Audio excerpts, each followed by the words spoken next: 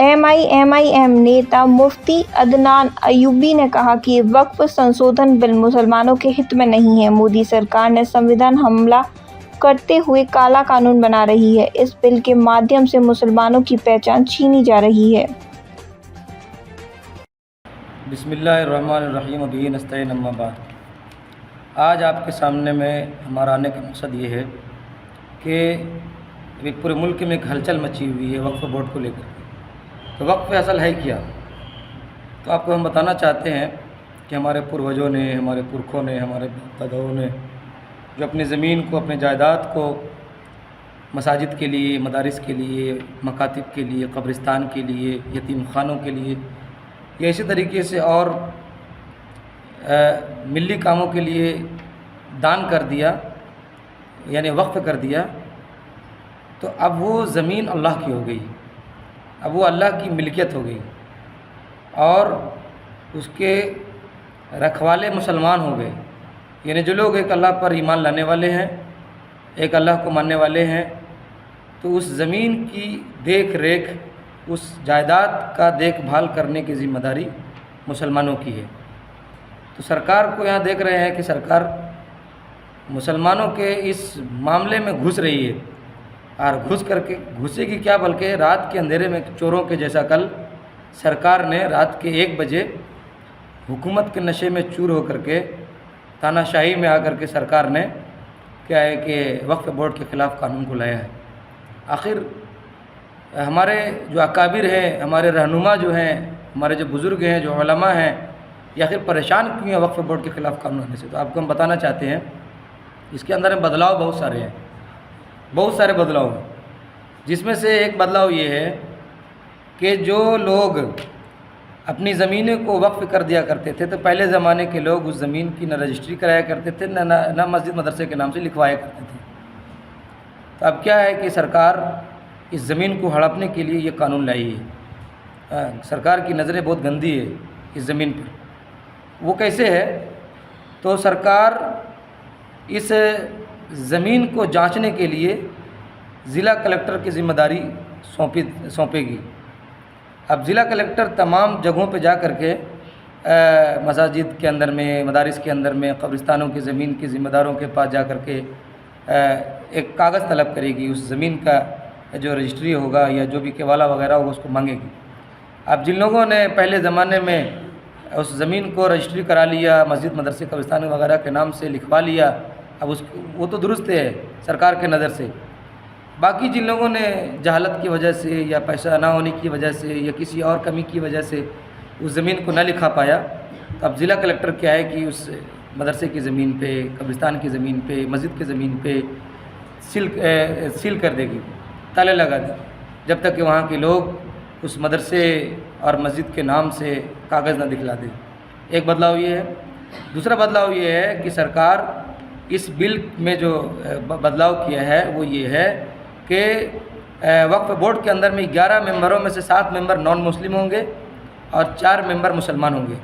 तो हम सरकार से पूछना चाहते हैं कि सरकार ने जो पिछले साल राम मंदिर को उद्घाटन किया, बनाया है, तो क्या इस राम मंदिर के अंदर में किसी मुसलमान को मेंबर बनाएगी, किसी मुसलमान को सदस्य बनाएंगे?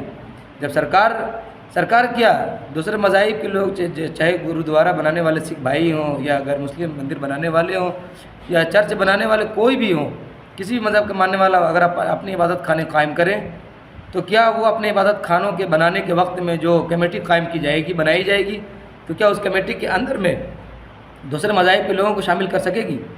जब ये लोग नहीं कर सकेंगे, जब सरकार नहीं कर सकेगी, तो फिर सरकार की हिम्मत कैसे हो सकती है?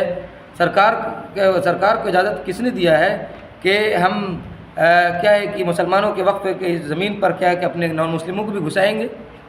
ये और भी इस तरह के बहुत सारे बदलाव हैं। एक बदलाव ये भी है कि जो मुसलमान अगर पहले नॉन मुस्लिम था, जब तक कि उसके 5 साल ना हो जाएंगे इस्लाम कबूल किए हुए, उस वक्त तक क्या है कि अपनी ज़मीन को दान नहीं कर सकता है, यानी वक्फ नहीं कर सकता है मस्जिद के लिए, मदरसों के लिए। और भी बहुत सारे बदलाव हैं। ये कानून के अंदर में सरकार कुछ भी कह रही है, लेकिन इसके पीछे बहुत सारी नुकसानात छुपे हुए हैं। इस काले कानून को सरकार वापस ले। ये कानून काले हैं, इसीलिए इस कानून के विरोध में आज हम काली पट्टी लगा करके आपके सामने में आए हुए हैं। ہم سرکار کو بتانا چاہتے ہیں کہ سرکار تاناشاہی میں آ کر کے یہ الپ سنکھیک سمودائے جو مسلمان ہیں ان لوگوں کو ستا رہی ہے، ان کی شناخت کو چھین رہی ہے، اسے جو آزادی دی گئی ہے کانسٹیٹیوشن کے اندر میں وہ اپنے اپنے مذاہب پر چلنے کی، اس کو چھینا جا رہا ہے اور مسلمانوں کو پیچھے کیا جا رہا ہے، مسلمانوں کو کیا ہے کہ اس کی نشانی چھینی جا رہی ہے۔ تو سرکار کو ہم یہ بتانا چاہتے ہیں کہ آپ اگر تاناشاہی میں ہیں تو پھر ہم بھی ایک جنتا ہیں۔ آپ اگر تاناشاہی میں آ کر کے حکومت کے نشے میں آپ کالا قانون لا سکتے ہیں تو آپ کو یہ پیغام دینا چاہتے ہیں کہ NRC کے ٹائم میں جس طرح سے ہم نے ہندوستان کے آئین کے دائرے میں رہ کر کے آپ کے خلاف پروٹیسٹ کیا تھا، ویرودھ کیا تھا، احتجاج کیا تھا، اس سے بھی زیادہ پرامن طریقے سے ہندوستان کے آئین کے دائرے میں رہ کر کے پھر سے ہم آپ کے خلاف سڑک پر نکل کر کے احتجاج کریں گے۔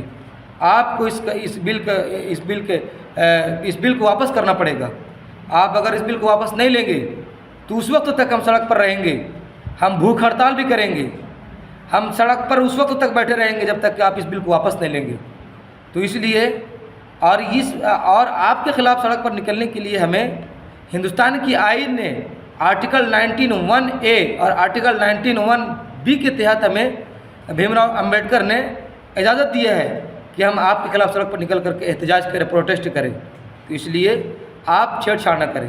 مسلمانوں سے آپ کی اگر اتنا ہمدردی ہے تو پھر ہمارے نوجوانوں کو آپ نے جیلوں میں بند کر رکھا ہے، NSA لگا کر کے، UAPA لگا کر کے، آپ ہمارے نوجوانوں کو چھوڑیے نا۔ 12 سال 10 سال کے بعد آپ کی عدالت کہتی ہے کہ کوئی ثبوت نہیں ملا اس لیے باعزت بری کی جاتی ہے، اس کے 12 سال 10 سال کون لوٹائے گا؟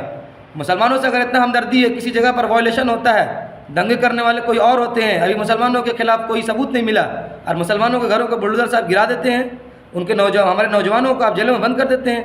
اتنی ہمدردی اگر ہے تو ہمارے سماج کے اندر میں جہالت بہت زیادہ ہے، تو ہمارے نوجوانوں کو ہمارے سماج کے اندر میں جہالت بہت زیادہ ہے، تو ہمارے نوجوانوں کو اسکالرشپ دیجیے نا۔ ہمارے نوجوان UPSC اور نیٹ اور JEE وغیرہ کی تیاری کرنا چاہتے ہیں، اسکالرشپ دیجیے نا۔ آپ کو ہمدردی نہیں ہے، ہمدردی کے نام پہ آپ اس بل کے اندر میں بہت سارے نقصانات کو چھپا کر رکھے ہوئے جو ظاہر نہیں کر رہے ہیں۔ آپ ہماری شناخت کو چھیننا چاہتے ہیں۔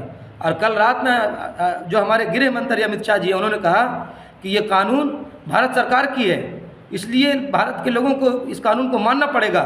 تو ہم امت شاہ جی سے کہنا چاہتے ہیں، امت شاہ جی، ایک زمانہ تھا کہ فرعون بھی اپنے آپ کو کہا تھا انا ربکم الاعلی، سب سے بڑا رب ہم ہیں۔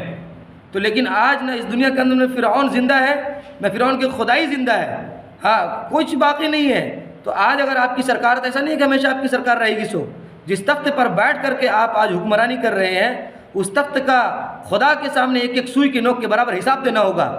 آپ نے انسانوں پر ظلم کیا ہے، آپ نے انسانوں کی نیند حرام کر رکھی ہے، خصوصاً الپ سنکھیک کے لوگوں کو پریشان کر رکھا ہے آپ نے الٹا پلٹا قانون لا کر کے۔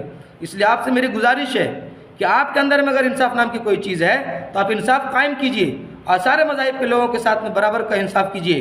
ایسے نہیں چلے گا۔ اگر آپ اس بل کو واپس نہیں لیں گے تو ہم سڑک پر پھر آپ کے خلاف نکلیں گے۔